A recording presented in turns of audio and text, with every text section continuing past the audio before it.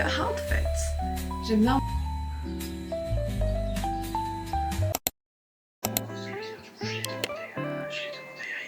Inamorata, du coup je l'ai mis en Rio. Donc du coup c'est la première fois du coup que je lis.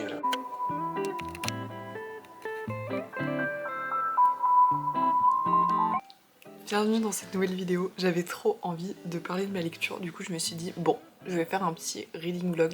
Je sais pas du tout ce que ça va donner, mais je suis en train de lire The Hollow and the Haunted de Camilla Rains et ce livre est trop fun, j'aime trop. C'est un peu du young adulte. En gros, on est dans une petite ville où il y a un peu deux grandes familles, les Hawthorns et les Warrens. Et en fait, ils ont des pouvoirs où ils peuvent voir les esprits. Et en fait, chaque un peu membre de la famille a un pouvoir spécifique. Et nous, on va suivre Miles, qui lui est un empath. Enfin, alors, en gros, il peut voir les émotions des gens.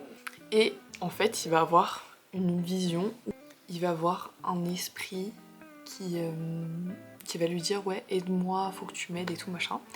Et en fait il va se rendre compte que cet esprit qu'il voit c'est un fils des Hawthorns. Et évidemment les deux familles ne s'entendent pas et du coup il est en mode what the fuck, pourquoi genre je vois un fantôme alors qu'en fait il est encore vivant. Et du coup ils vont s'allier ensemble, donc Miles et du coup le fils des Hawthorns s'appelle Gabriel, pour enquêter sur comment il serait mort selon la vision de Miles. Bref, un peu complexe, mais franchement c'est trop fun à lire, ça se lit hyper rapidement.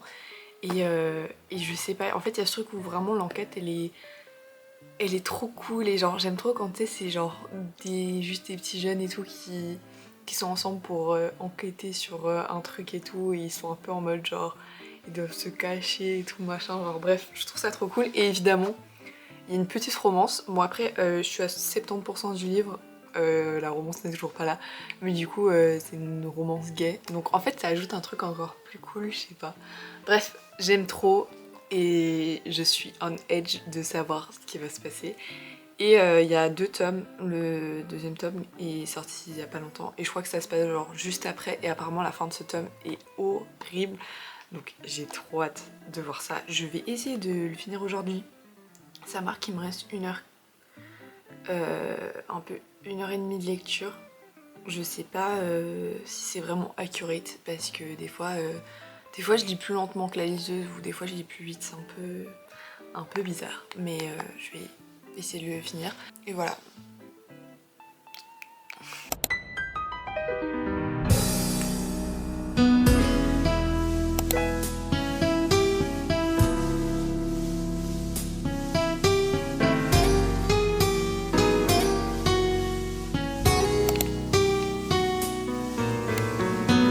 Il est 21h02 et je m'apprête à aller dormir, mais avant ça je vais lire un petit chapitre.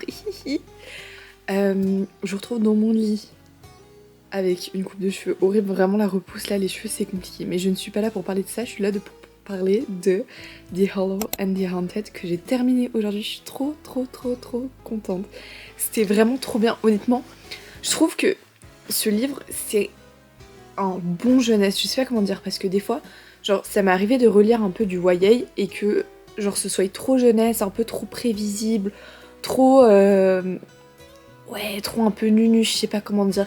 Et là genre ce livre il était vraiment parfait entre l'écriture, c'est une bonne écriture, elle va genre straight to the point, il y a pas de, en fait on se fait pas chier et à la fois c'est pas trop rapide. Parce que des fois dans les YA genre c'est hyper rapide, et par exemple ce qui m'énerve un peu c'est que dans les fantaisies un peu comme ça, quand il y a un élément fantastique et une romance, en général la romance elle prend grave le dessus sur le plot de base. Et là genre je trouve que la romance c'était vraiment un subplot, genre vraiment c'était un slow burn vraiment comme on les aime, genre j'aime trop. Et limite s'il y avait pas de romance, tout le truc juste c'était deux mecs qui se parlent ensemble, limite, tu vois, c'était ça, et juste ils s'envoyaient des pics et tout, genre ça c'était trop fun. Mais à la fois, l'enquête derrière, elle était tellement intéressante et tellement intrigante, et j'avais tout le temps envie de savoir la suite et tout. Voilà, en fait le seul point négatif de ce livre, je trouve, c'est que un peu, tu sais, l'univers magique, il est pas assez développé pour moi. Et il y a plein de trucs où, en fait, on sait pas vraiment comment ça fonctionne. Et voilà. Mais je trouve ça trop fun que ce soit en mode fantasy, dans le sens où... Ah, est-ce que c'est fantasy si, genre, ça se passe dans un monde réel? Je crois pas, hein. Je crois que c'est... comment on dit? Magical realism? En vrai, j'en sais rien. Fantastique. I don't know, j'en sais rien.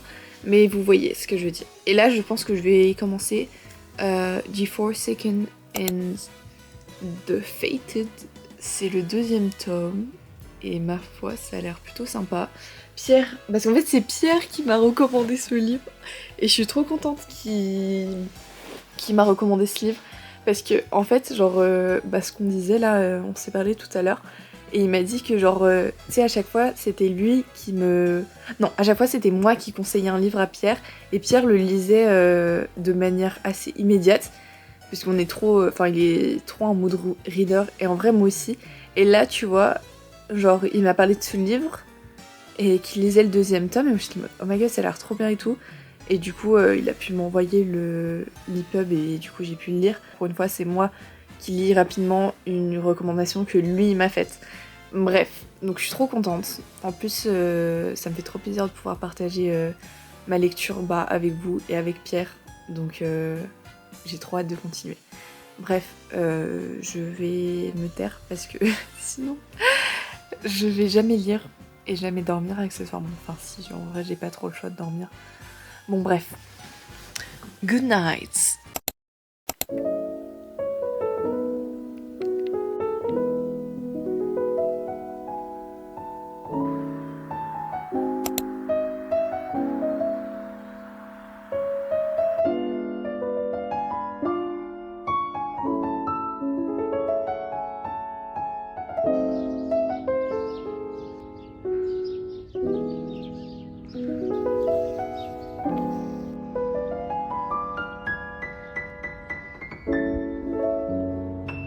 Coucou, on est vendredi saint, vendredi 3 avril.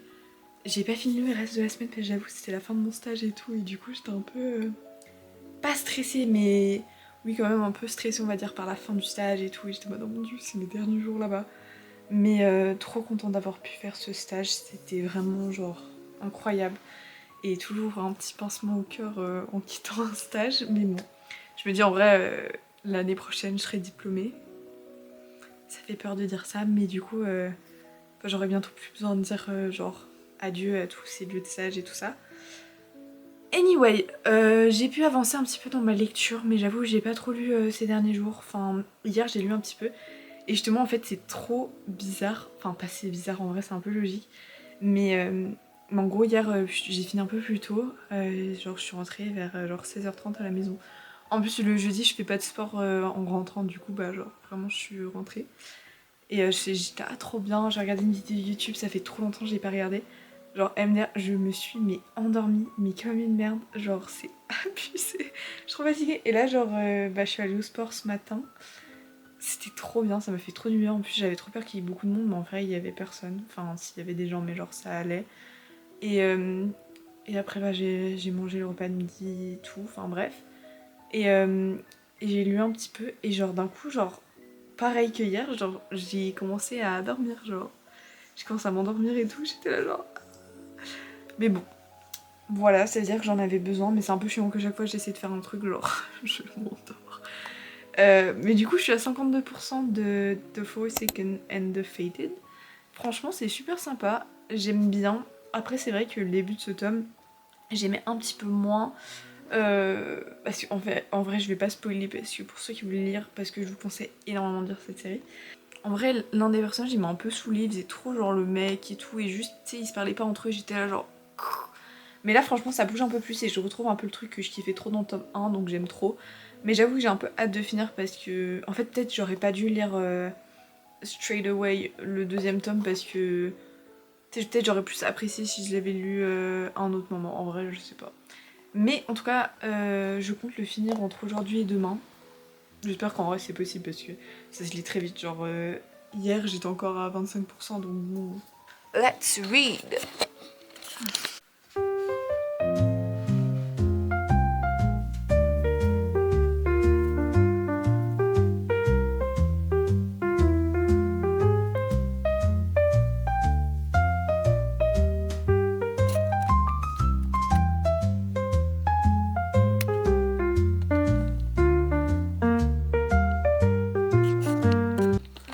j'ai changé mon outfit parce que ce soir on fait Pâques avec chez mes grands-parents.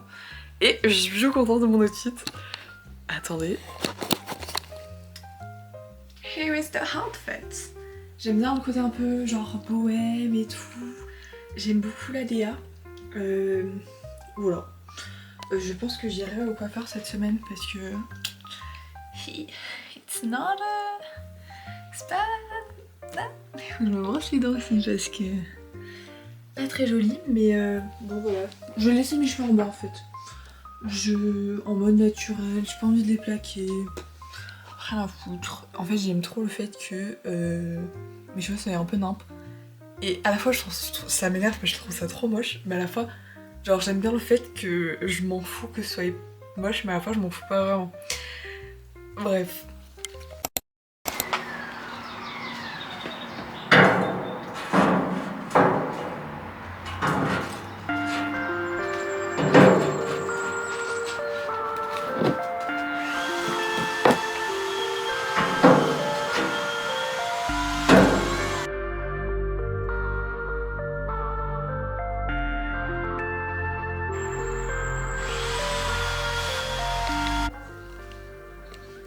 Je suis allée courir avec mon mec, là il est à la douche. Et je voulais faire un update sur ma lecture, mais en vrai honnêtement je devais aider mon père ce matin à couper le bois et genre je pensais vraiment pas que ça allait prendre autant de temps. Mais je suis à 71%, je pense que je le finirai demain. Je vais essayer d'avancer un peu ce soir, mais je pense au final je finis demain et puis voilà.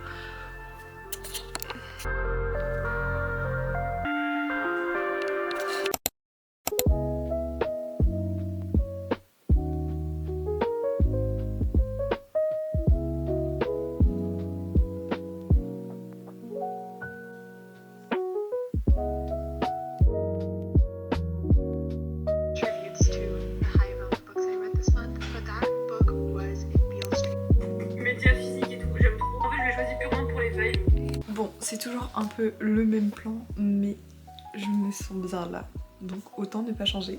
J'ai terminé mon livre ce matin, à la base je voulais le terminer hier soir, mais en fait j'étais trop fatiguée, j'étais là, bah, en fait va dormir et tu le finis demain matin de toute façon que je sais que je me couche tôt, lève tôt, donc de toute façon j'allais avoir le temps de le finir. J'ai bien aimé ce second tome, mais c'est vrai que j'ai trouvé qu'il y avait... J'étais moins attachée au personnage, je ne sais pas pourquoi, mais... Il y avait un peu ce truc où à la fin du tome 1 il se passe un truc et en fait ils sont un peu plus détachés et il y a un peu un manque de communication dès le début du livre et après bon après ils se reparlent etc. Je trouve que ça a duré pas trop longtemps et heureusement, mais après en fait il y avait tout cet aspect au niveau des pouvoirs, un peu de l'intrigue, je trouve qui était assez pas bâclé mais qui était très survolé et du coup je trouve que ça enlevait un peu du charme au livre et après si tu dis bon c'est vrai que c'est de la YA, c'est un peu... Voilà, donc ça se lit vite etc, ça se résout extrêmement vite également, mais pour moi les points forts de ce livre, surtout dans le second tome, c'était le found family qu'il y avait autour des personnages parce que dans le premier tome on suit plus Miles et Gabriel et dans le deuxième tome il y a plus d'autres personnages qui sont là, enfin qui étaient déjà présents dans le tome 1 mais qui ont été plus présents dans le tome 2 et je trouve ça trop cool. Donc j'ai bien aimé ma lecture et ensuite j'ai commencé Sorcière, sage-femme et infirmière de Barbara Ehrenreich et Deidre English, je sais pas comment ça se prononce, mais j'ai lu l'introduction à la deuxième édition. Et ma foi ça a l'air super. Après j'avoue que l'introduction à la deuxième édition du coup j'avais l'impression qu'il faisait référence à plein de trucs dont j'avais pas forcément notion ou qui allait être mentionné dans le livre et du coup puisque je l'ai pas encore lu bah, je peux pas genre vraiment faire référence à ça. En tout cas ça a l'air très intéressant et ça a l'air d'être un texte qui a été beaucoup travaillé et même par la traductrice, il y a beaucoup de notes de traducteurs en mode... à un moment donné c'est assez intéressant parce que voilà, elle utilise la traductrice elle utilise le mot dépossédé pour traduire disempowered et l'empowerment c'est vraiment un concept dont on parle en cours. Je me souviens en première année on en avait parlé et du coup en fait je trouve ça assez, enfin pas drôle mais genre Je trouve ça intéressant justement qu'elle ait fait une petite note là-dessus pour essayer de traduire ce mot, alors que nous en cours on utilise du coup le terme empowerment.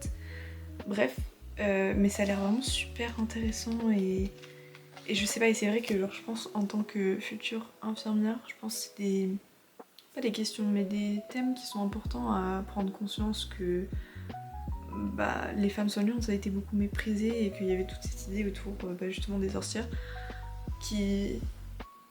Ouais, et que même la représentation des femmes dans le monde médical elle était vraiment très méprisée et que heureusement que ça évolue, mais évidemment comme je disais à la fin de l'introduction, c'est encore des clichés qui sont encore présents. J'ai pas peur, mais j'ai conscience que du coup je vais lire ce livre qui est du coup très centré sur les États-Unis, c'est ce qu'ils connaissent. Après il parle quand même de l'Europe, d'autres pays, etc. Enfin, en tout cas dans l'introduction, hein, c'est 30 pages, donc voilà, il parle vraiment de beaucoup de sujets différents dedans.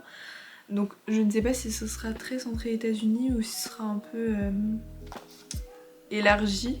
Donc c'est aussi ça à prendre en compte quand je lirai ça, parce que ça veut pas forcément dire que ça représente tout. Enfin je sais pas si vous voyez ce que je veux dire. Bref, en tout cas j'ai très hâte de lire ça, le programme de cet après-midi. Là j'ai regardé mes petites vidéos YouTube, c'était vraiment trop bien. J'adore les petites vidéos YouTube du dimanche. Là je m'apprête à me faire une petite session de lecture. Mais je suis en train de choisir un fond de lecture, mais je ne sais pas quoi. Et je vois que Pierre m'a envoyé plein de petits audios, donc je vais aller écouter ces audios et après je lirai. Mais peut-être qu'on se fait un petit reading sprint, parce qu'on s'est dit avec Pierre qu'on allait faire un petit reading sprint en appel. Donc let's see si on s'appelle ce soir ou pas. Enfin maintenant, pendant l'après-midi. Enfin bref.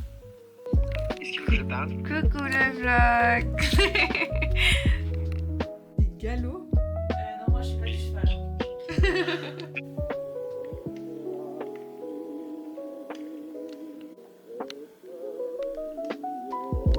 Je change enfin de plan, mais j'ai terminé tout à l'heure Sortir sage-femme et infirmière. Et honnêtement, j'ai plutôt bien apprécié ma lecture. Et surtout qu'en tant que future professionnelle de la santé et en tant que femme, je trouve ça hyper important de lire ce livre, sachant que ça retrace l'histoire des femmes soignantes. J'ai été légèrement déçue dans le sens où je trouve que, bien que le livre a pour but d'informer sur les femmes soignantes, l'évolution de la médecine, etc., je trouve qu'il y avait beaucoup de sujets qui étaient vraiment survolés. Par exemple, au début du livre, on parle beaucoup des sorcières et elles disent que du coup c'est un sujet qui était pas beaucoup documenté et qui s'était surtout documenté par les persécuteurs et les sorcières en elles-mêmes, mais enfin j'ai trouvé que c'était un peu limite trop maigre comme information. Et après du coup la deuxième partie parle justement de la médecine, des médecins, plutôt des infirmières et des sages-femmes. Je sais pas, j'ai une petite amertume, je sais pas comment vraiment l'exprimer, mais je trouve que ça a survolé un peu beaucoup de sujets. Et même au niveau des soins infirmiers, ils ont parlé quasiment que de Florence Nightingale, alors que je pense qu'il y a d'autres femmes soignantes qui sont plus importantes que... Enfin pas plus importantes, mais qui sont tout aussi importantes que Florence Nightingale, et que c'est un peu le nom qu'on retient, alors que je suis persuadée, je me souviens plus exactement parce qu'on avait vu ça en première année, mais je me souviens qu'il y avait une autre femme soignante justement qui était aussi importante que Florence Nightingale et qui était... Enfin bref, voilà, du coup c'était plutôt une bonne lecture que je pense qu'il faut lire, mais j'ai l'impression que c'est bien, que c'est plutôt introductif à ce sujet-là et que pour aller plus loin il faut lire d'autres ouvrages ou d'autres essais. Enfin, je pense que je me documenterai plus sur ce livre. En tout cas, j'espère que cette vidéo vous aura plu et moi je vous dis à bientôt